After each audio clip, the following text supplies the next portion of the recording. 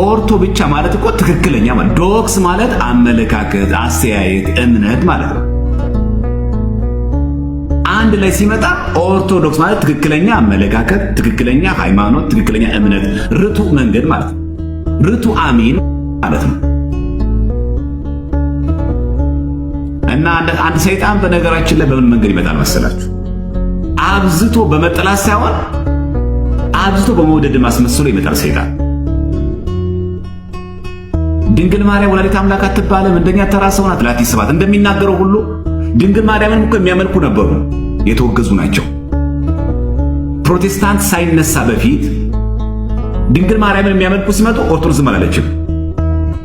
አይ ችግር የለም ማርያምን ካልነካችሁማ፣ አይ ማርያምን እንኳን ብታመልኳትም ችግር የለም አላለችም ቤተክርስቲያን። ማርያምን የሚያመልኩ ተወግዘዋል። ማርያማውያን ይባላሉ። መናፍቃን ናቸው፣ የተወገዙ ናቸው።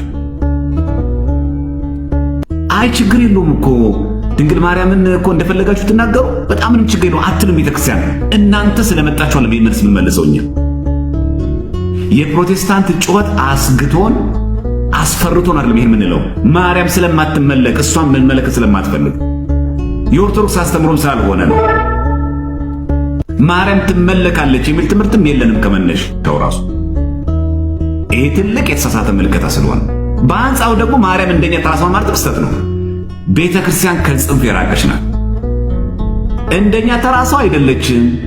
ላቲስባት ክብር ይግባትና የአምላክ እናት ናት፣ ወላዲተ አምላክ ናት፣ ቅድስትና ዘላለማዊ ድንግል ናት። ፈጣሪ ግን አይደለችም።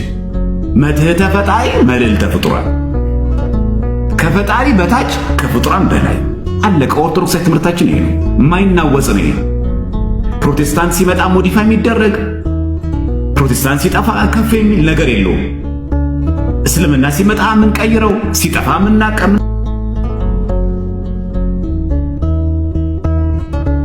ቀይረው አይደለም። አስተምሮ ማለት ትክክለኛ ትምህርት ማለት ወጥ የሆነ ትምህርት ማለት ነው፣ ማይቀየር ማለት ነው። የሆነ ቤተ እምነት ጮህብህ ፈር ሪሼፕ የምታደርገው አይደለም። አስተምሮ ማለት ሁሌ የማይቀየር ወጥ የሆነ ትምህርት ማለት ነው። እንደማትመለክ መጀመሪያ አምናለች።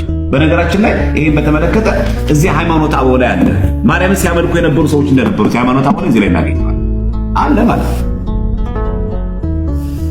ስለዚህ ይሄን በደንብ አድርጎ ጠንቅቆ ማወቅና መገንዘብ አስፈላጊያችን ነው።